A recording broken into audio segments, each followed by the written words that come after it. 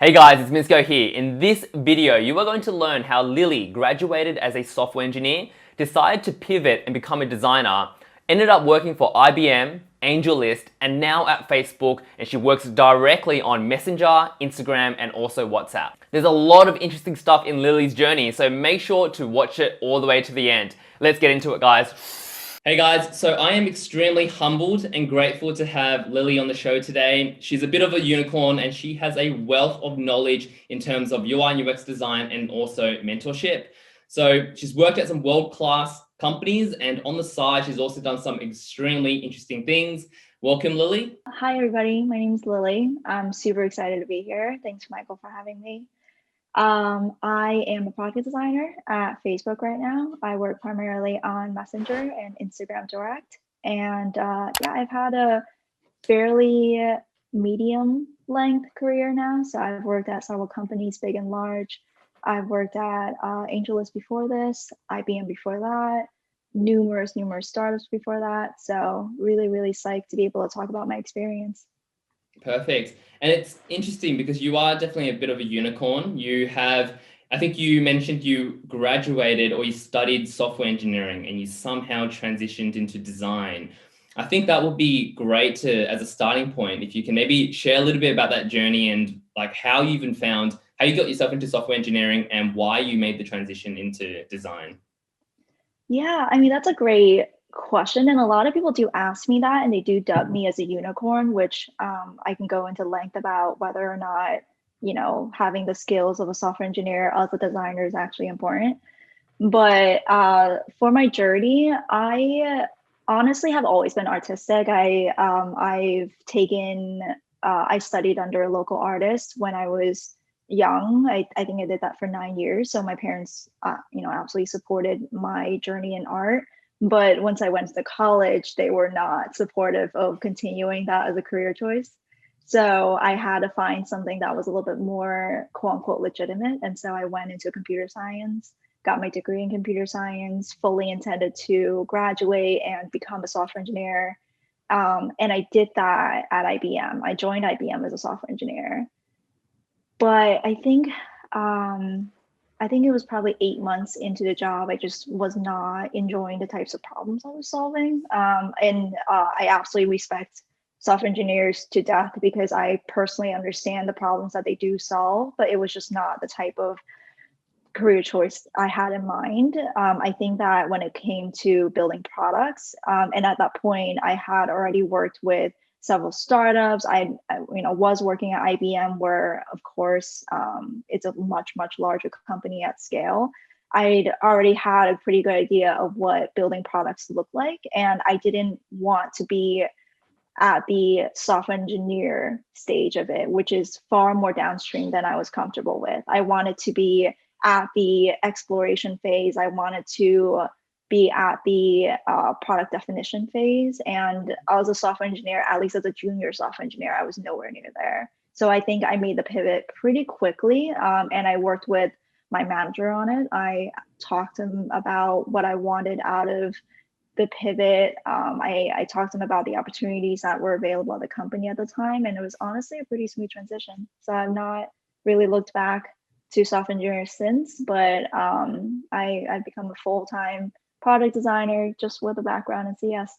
Surprise, surprise! You know what's up, guys. If you enjoy this video, make sure to gently smash that like button and let the YouTube algorithm know that you enjoy this content. Let's get back into it. Wow, well, you're definitely a smart cookie. So I want to go back to when you actually landed the job at IBM. So was that your first role as a junior software engineer?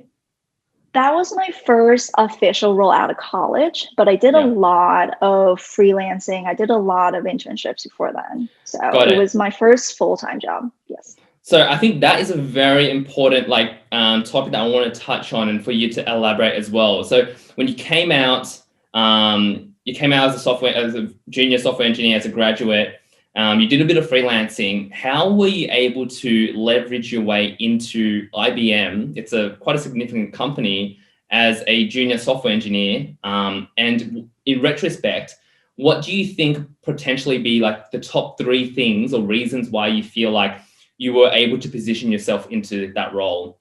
Just so anyone out there who is a graduate, is a junior that's looking for a role, which is a lot of people at this point in time, whether they're UI, UX or software engineering, they struggle with. So I'd love to know, what do you think it was that made it special? To be fully honest, I think a lot of it had to do with luck, which is a terrible answer because luck isn't something that you can teach. But it really was luck because I joined IBM at a time where they were undergoing an entire, basically a rebrand of themselves. I don't know if you heard about it, but they were touting how IBM was investing into design wholly and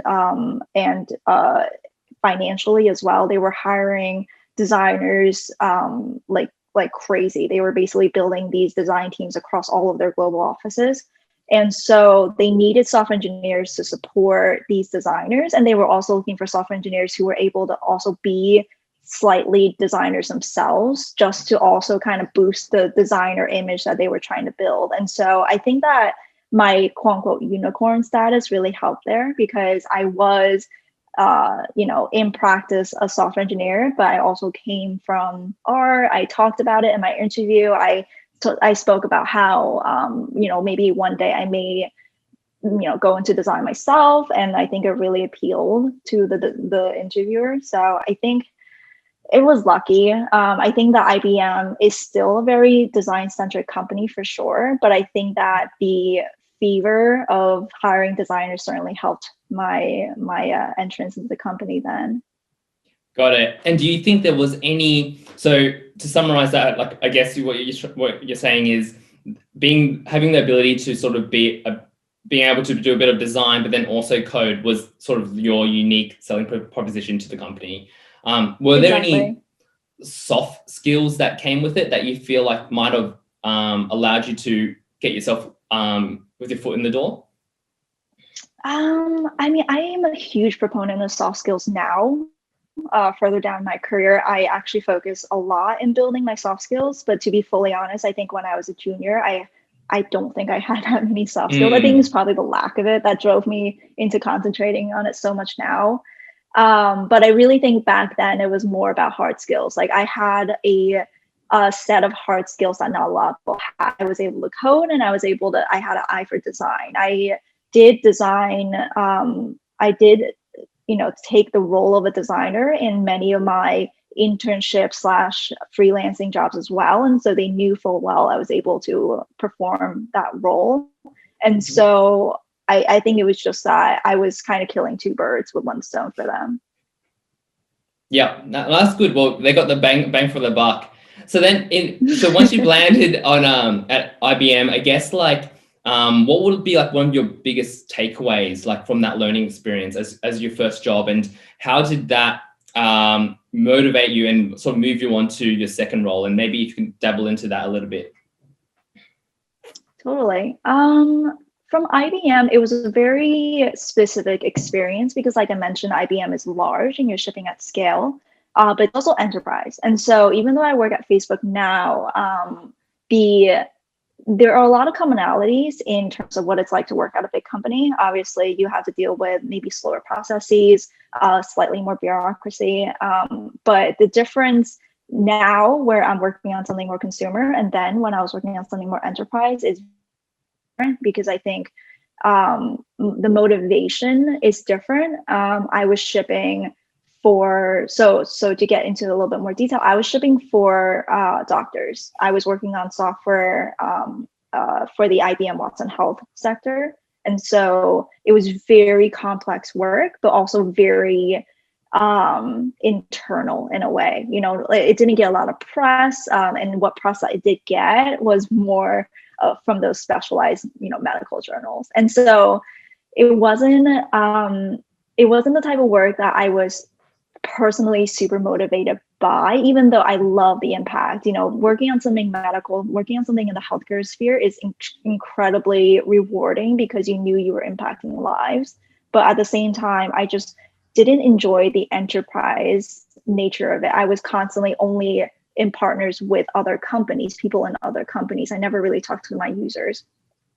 And so I think a big learning curve for me there was kind of learning about the different types of work available as a designer or as a software engineer, whatever you want it to be. I think the industry is incredibly important in your choice. I don't think that a lot of people who come out of college know that. I think they probably come out of college thinking, okay, I'll just be an engineer anywhere. But you really don't realize how much of an impact your choice of industry has until it's too late. And I don't want to say too late because I was able to pivot out of it, but it certainly carried with me because my next role was also semi-enterprise. My next role at that point was Angelus.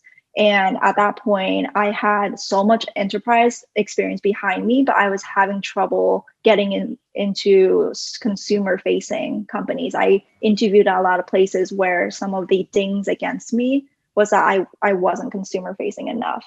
And so Angelus was kind of a savior in the sense that it was a two-sided marketplace. And so it had the consumer-facing marketplace as well as the company-facing side. So I was able to get in through that way. Yeah. And for those who don't know about Angelus, did you want to give maybe a quick elevator pitch on what they do? Angelus is hard to explain because it's several arms of businesses. Angelus, I think the people who understand what it is probably only understand one arm of the business, but it has three arms of business. It has the venture side, which is fundraising for startups. So you talk about like funding, fundraising, syndicates on that side. And then there's also talent side, which is what I was on, which is where at this point, companies are looking to build a team, grow their teams, trying to recruit. And so that's what we help them do. And then the very last piece is we also acquired Product Hunt back in 2017. So Oh, wow. I think we also had that as well. Yeah. Oh, I didn't know about Angelus acquiring Product Hunt. Yeah, I mean, we never really, we didn't like force Angelus brand into Product Hunt. So not a lot of people do know it, but yes, we did acquire them and it was awesome because I personally was a huge fangirl of Product Hunt. I knew who Ryan Hoover was from day one. And so it was awesome to be able to meet him. Got it. And I guess like for those who are listening, right, like we've got people from all around the world. As you start to, obviously when you're moving along your career, I can see that you're going from massive company to, I would say Angelus, would it be a startup at the time that you joined? Was it still a startup or was it more of a scale up? I would say it was still startup. I mean, startup is a weird word to use because you can see startups with like 200 to 500 people. We were still maintaining, so for just talent alone, we were still maintaining like a size of 30 to 40 people by the time I joined, and we only grew to 60 by the time I left. Got it. And I guess like every single company that you've worked for are quite reputable. People from all around the world know about these companies. Even Product Hunt, there's like thousands of people, hundreds of thousands of people that go to that site every single day. So I guess for those who aspire to, that sort of want to follow this journey and want to get their foot in the door, I guess like what would be your maybe like one or two tips that you would give to them to really like, whether it's to stand out, whether it's to really become the T-shaped designer, like to just have a broad skill set, be really good at what you do. Like what would be your recommendation for them to get to these places? That's a good question. And it's a question I get a lot. But to be fully honest with you, usually the people who ask these questions, I ask a question back and I ask them, what is it about these companies that, is attracting your talent? I understand that the name brand of these companies are certainly very attractive, but I do find that a lot of people that I look up to in my life, a lot of successful role models that I have, don't really didn't really grow through name brands. They got to where they are because they found companies that fit their strengths, fit where they wanted to grow. And so I would say that even though I did work with a lot of name brands, it wasn't intentional. And so I don't know what advice I could give there. I think that I really did just interview a bunch of places, and every single one of these companies, I can give you, a 2-second TLDR on why I felt it was the right choice for me at that time. And none of those answers included because I wanted to work at a big name brand. So I think that's a non-answer to your question. I'm sorry. No, I think that's good. Like, I think it brings a different perspective to like how you would approach it. And I guess like obviously there's going to be people who look up to your journey, right? We're talking about it now. They're going to hear it and they're going to get inspired by it. I guess for what you just mentioned, there were specific things that you resonated with these companies, and I guess people who have no access to these like large companies, popular products that people use every single day, what was it that attracted you? And maybe this would shed some light to people from all around the world who aspire to work for these companies that have such big impact. I think for me, it had a lot to do with what stage of the career I was in. So I think when I went into IBM, like I said, I was going to be a software engineer. I didn't have any other option in front of me. And so I was interviewing at places where software engineer was greatly respected, had a lot of impact.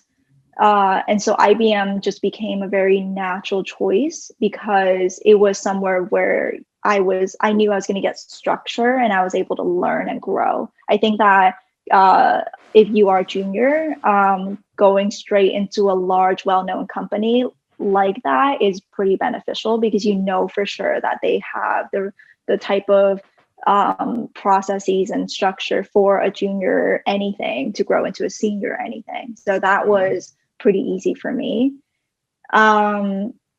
I think for Angelus, like I said, again, I definitely am happy that people know what Angelus is, although my parents don't. They confuse Angelus for Angie's List for the entire time I was there. But I chose Angelus because, like I said, again, it was my foot into the consumer world, but also because at that point in my career, I was debating on whether to pivot again. I was actually wondering whether I should go into product management. So I was applying to jobs as a product manager at certain companies as well as designer at other companies. And Angelus offered me the opportunity to work basically in both those roles. Even though my title was product designer, Angelus was a place where, because it was still so startup, it had the startup mindset still.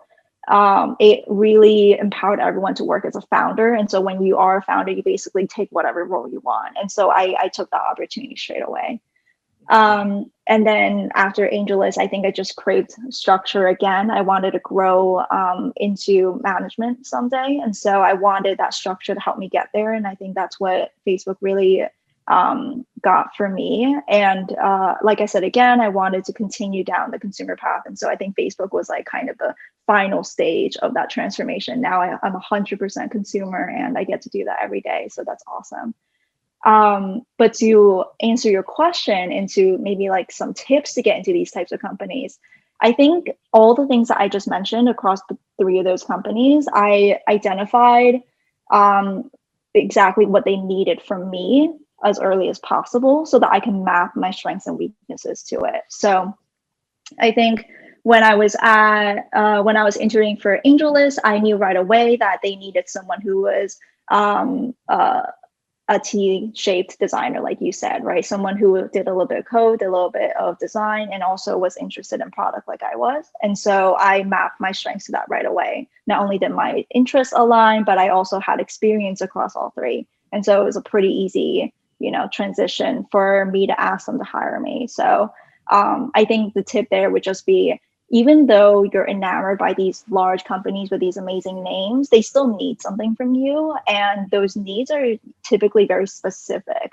I know that reading a job description can give you maybe 10% of what they actually need. But if you can get to talk to someone who already works there, talk to your recruiter a little bit more, understand maybe the type of industry that the company's in, you can probably get the rest of the 90% and basically market yourself the right way.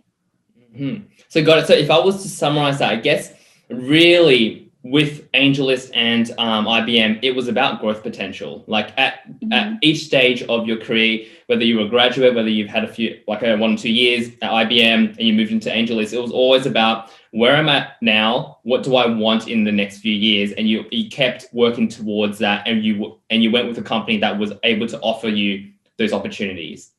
Well, every company has a growth potential, I would say. I don't think there should be any company you're going to where there's no potential for growth. I think every company that I've left, the reason why is because I ran out of opportunity for growth. So Got I it. think Yep. every single opportunity has some sort of growth in it. Yeah, and it was laser focused to exactly what you were instead of brands. Instead of, okay, I'm going to pick X brand over this because of whatever. It's really about, okay, where am I at now, and what do I want in the next few years? Which company do I resonate with the most, and actually has that offering? Because you can grow in many different ways. Like you can become a product manager, you can become very senior UX designer, lead designer. There's so many different aspects and branches that you can go down, but you were kept laser focused on like, what do you want? And that's what you push forward with. I think that's really good. 100%.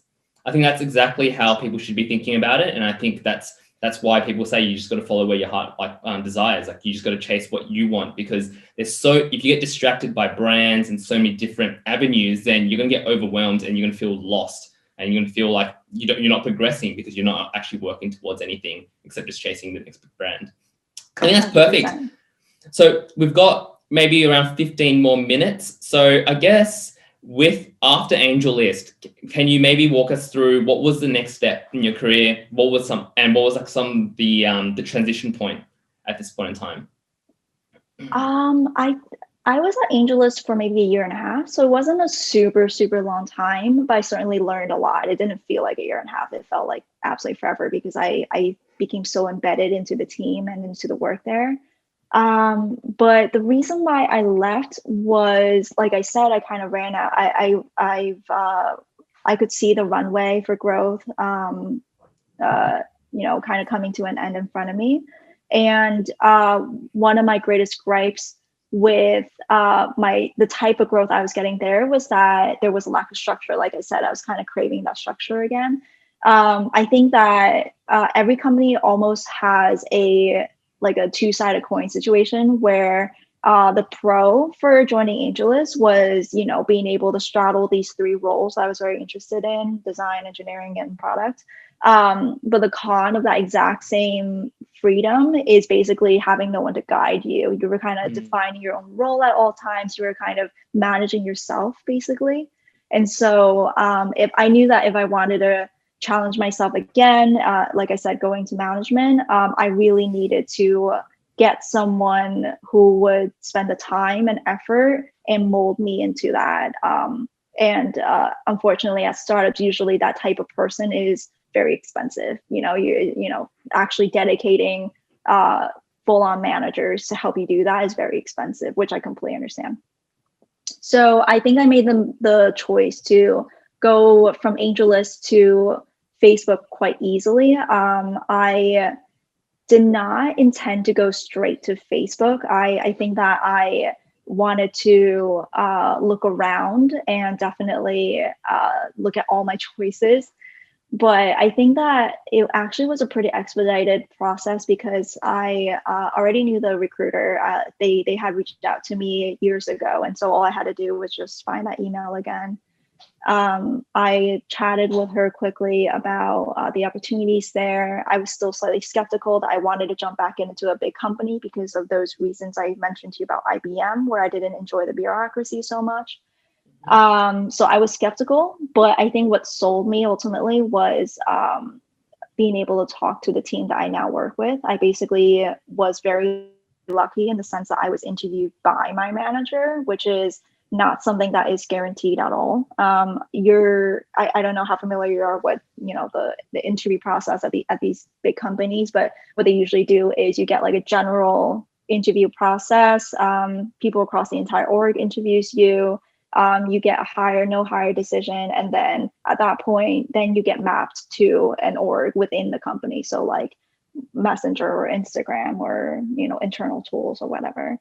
But because I was interviewed by my manager, he reached out right away. He had, conversations with me one-on-one about what I was looking for, and I was just sold from day one. So I think it was just like the conversation with the people that immediately got me involved. So I guess like, are there any insights that you can potentially share with anyone that might be looking to go apply for these type of roles? Like, what would be some preparation tips? Like, what's something that they should keep in mind when applying for these type of roles, like large organizations?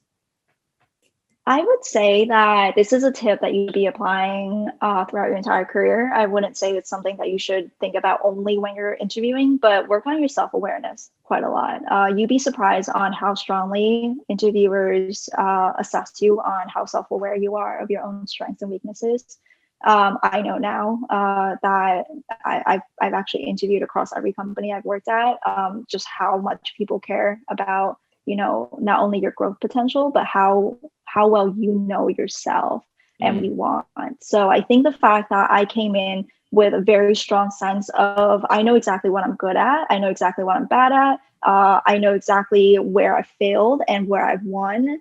And I also know what I want in the future in the next 2 years, I think made it a very easy job for every single one of my interviewers to see me on their team. They basically knew exactly how I fit into the puzzle without them having to, pull teeth out of me, to get me to tell them exactly what I wanted.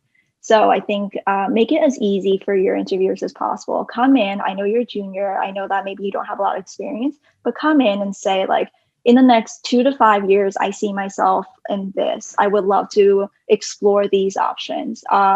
Based on my experience so far, I think that I would be really good at this. Just help your recruiter as much as possible.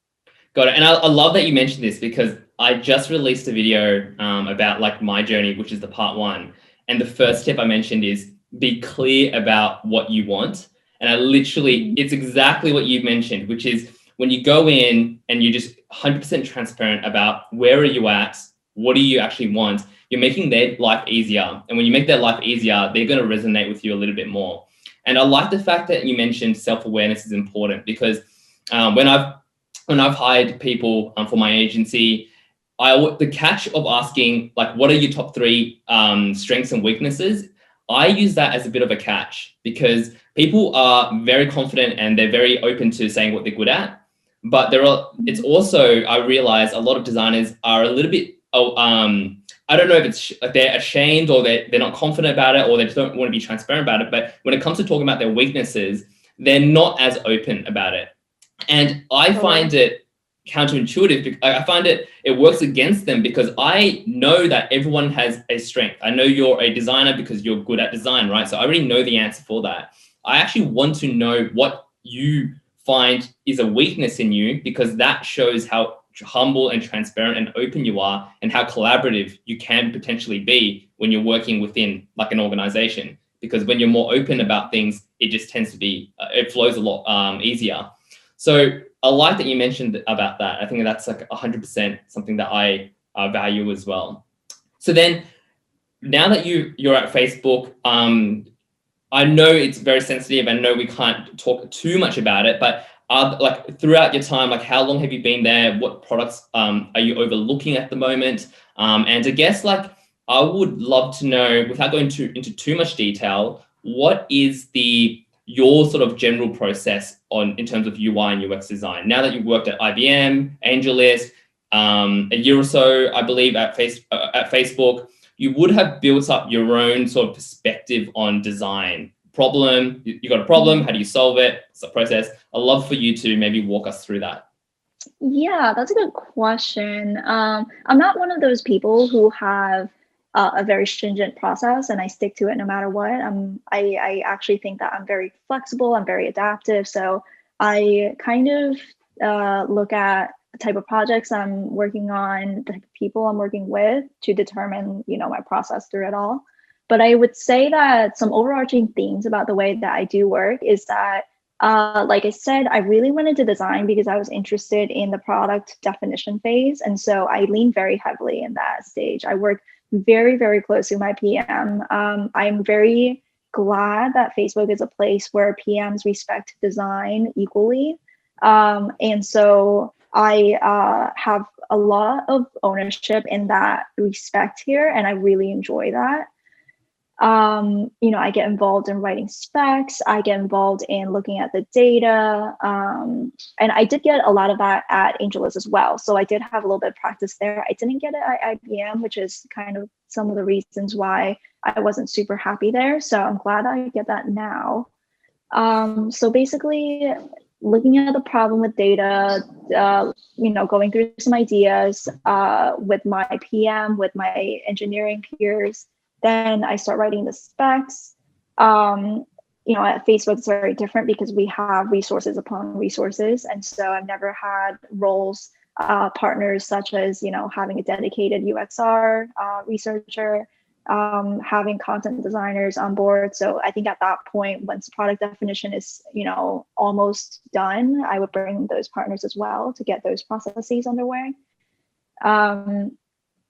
And then at that point, I think it's pretty standard. I think everyone probably knows this back to back, where it's just design, iterate, go to crit, get feedback, improve, do it all over again. And so I think that never changes from company to company.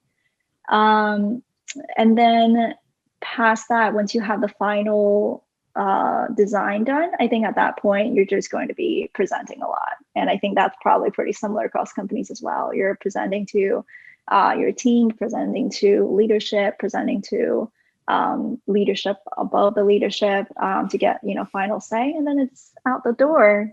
So it's pretty standard, I would say. I think what maybe sets me apart from other processes is I'm very systems thinking heavy. So I think I spend a lot of time iterating on how this impacts the overall ecosystem. And I know that you were curious about what I work on here. I do work across numerous apps here. I work on Messenger, I work on Instagram, and I work a little tiny bit on WhatsApp. And so it's very interesting to me how tiny decisions cause ripples across, our entire family of apps. So I think I would iterate on that part the most. I'm not super intense on micro interactions, unfortunately. So I don't spend a lot of time on that. Got it. Well, it's good. I think I resonate with your approach to design as well. Like when people, I've been designing in UI UX space for like over a decade now, and people will ask me, okay, what's my process?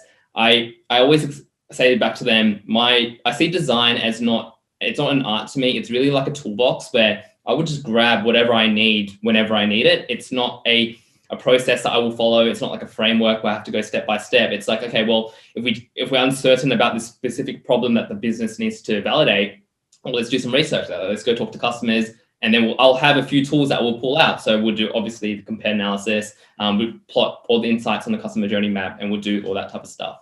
So I guess like for like these projects, I guess this is like a personal curiosity. You mentioned like there is a lot of presentations, a lot of back and forth and stakeholder management. If you were launching a specific feature, no need to go into detail, like what is the general duration of that project? Like, are we talking about weeks, months? Because I always had a feeling that so much. Because I always had a feeling that even though it's a large organization, you guys still adopt a very agile methodology to ship quick, break things. But I guess maybe it's not now because you guys are so large. What's that? How long does it normally take roughly? I can't really give you a time frame, to be honest, because I've literally seen it all.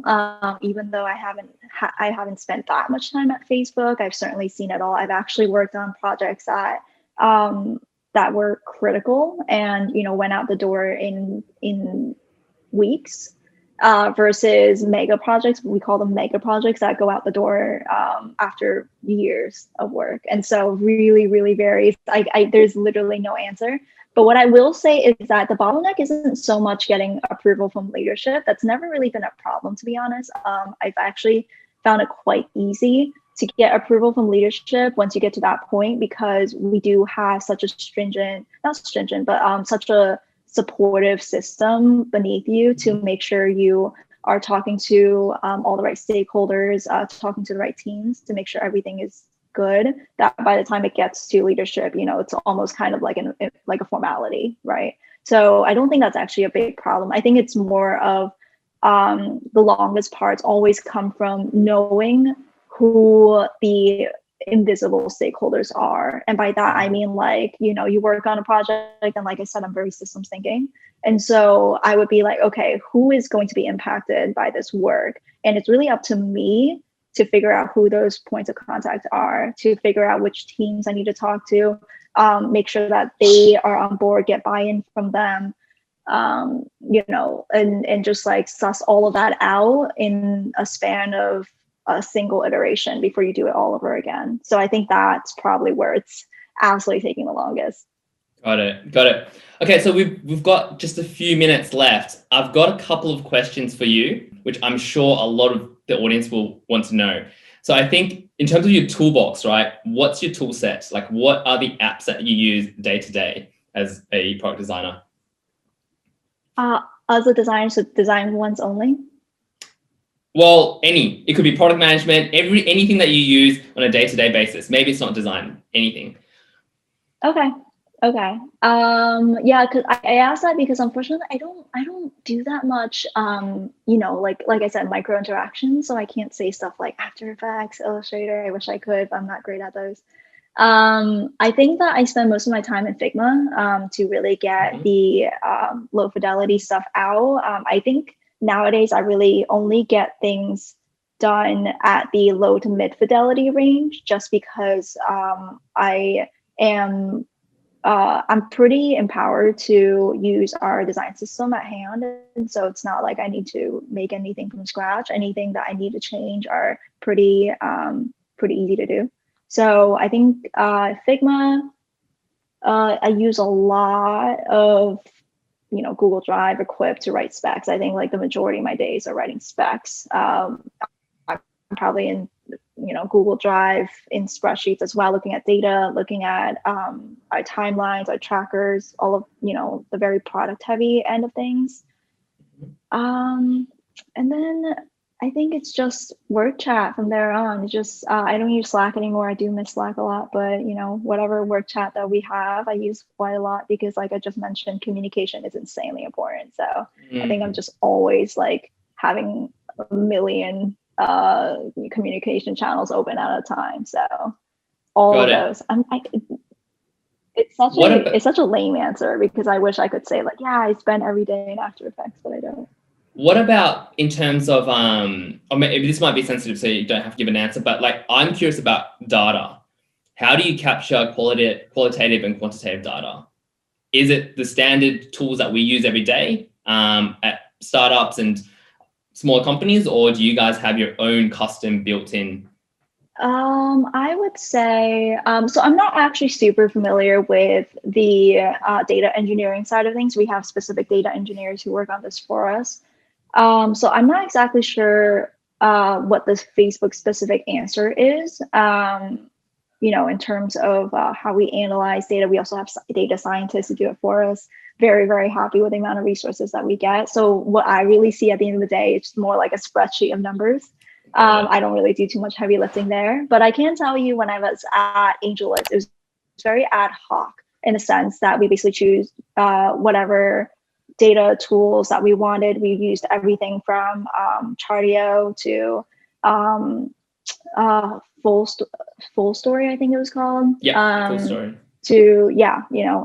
Literally every single tool out there we had absolutely used. I think we did it for any reason on the planet. Any question that we had, we would just feel completely empowered to answer it ourselves. So I think I was a little bit heavier on the data when I was at Angelus than I am here at Facebook, where most of the work is done for me. But I've definitely seen it all. Got it. Okay, well, we've just got a few more minutes, so I'm going to ask you 3 quick questions, rapid fire. So what's your morning energy fuel? Water. Water, okay. Research or UI design? I think I know the answer already. Oh man, they're both so important. How do I choose between the two of them? Okay, I'll say UI design because I'm not great at research. Like I'm better at UI design than I am at research. Got it. And then WhatsApp or Messenger? I would say Messenger because I have more friends there. Just purely that reason alone. Perfect. All right. Well, I guess we're coming to an end. I do want to give you credit and recognition for something that you've done on the side, which has made immense impact. Can you maybe in just elevator pitch really quickly share with us a little bit more about this event that you pulled? I think over 4,000 women together to talk about empowerment. I think it somehow popped up onto my Twitter feed. And before this call, I was reading about it on your portfolio. So I would love for you to share a little bit about how did that even happen? What motivated you? What was the process of bringing 4,000 people together? And how did that unfold? Yes, totally. I can talk about it for days, but I'll totally condense it down.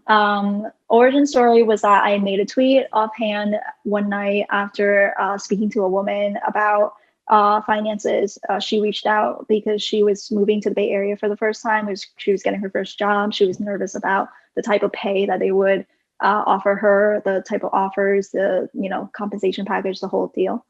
So I spent a long time talking to her about it, and I wanted to have more conversations like that. So I made a tweet basically asking if anyone else wanted to have conversations like that. Could have been about investing packages, could have been about just anything financial related, because I just wasn't used to having those type of conversations with women.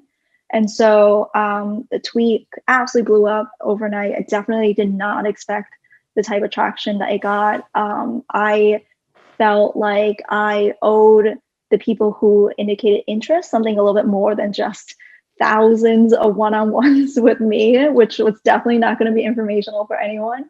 So I decided to formalize it into a conference instead. So I declared it a conference. I brought on an entire team on with me, which was amazing. I was also coincidentally doing a speaking boot camp at the time. And so I certainly stole a lot of speakers from that speaking boot camp. They were amazing. They turned out to be just as professional as the actual professional speakers that we had. And yeah, really pulled it together. I didn't really do heavy marketing. I think it just all came from that original tweet. People were obviously interested. So I just sent them all kind of details about the event that was happening, and they all showed up. It was amazing. It was a lot of hard work, and it really paid off. Wow. And how did you bring people on? Like what apps did you use for that process? I'm just teaching a free freelancing masterclass, and I'm organized. There's a couple hundred people on it, and I'm struggling to get my head around the time zones, everything, like just trying to bring on 10 people onto one call. So like, what was your process? Like, what apps did you use? And was it an email list? Did you just tell them, oh, this is the date? How did that unfold? Pretty simple stuff. I don't think it was anything extraordinary. We used Eventbrite to quote unquote sell tickets. I say quote unquote sell because we didn't charge for tickets. I didn't think it was right to charge them. So Eventbrite to collect interest, let's say. We use Hopin for the actual event hosting platform. So we didn't have, like a Zoom or anything because with 4,000 people, there was no Zoom plan on the planet that we could afford for that. So we ended up going with Hopin, which is still a paid platform. And we were very glad to have sponsors who were able to cover those costs for us. So Hopin for that. And I think honestly, that's it. I completely feel you about the time zone. But I think maybe the reason why it was a little bit easier for us is because it was, a one-way kind of conversation where, we had speakers going on, and we tried our best to record them if possible, if the speakers gave us permission. So we basically scheduled them according to US time zones and then just sent out recordings afterwards if you couldn't make it. Got it. Oh, that's actually a really good idea, and I might actually use that as a recording, and I can share it moving forward. All right. Well, Lily, thank you so much for taking the time to jump on this call. I want to ask if people want to learn a little bit more about you, the projects that you work on, and all the good stuff. Where can they find you? You can find me on Twitter nowadays. I don't know how I got so entrenched into Twitter, but you can find me on Twitter as Lily Konings, just my name, no spaces, no under dashes. And I think obviously I'm on LinkedIn. Everybody's on LinkedIn. I think that's it. I'm not on a ton of social media platforms despite working for a social media company. Well, that's good. You're very niched out, you're very focused, and it's good. People can find you easily, so they don't have to go through trying to find you on all the different social media platforms.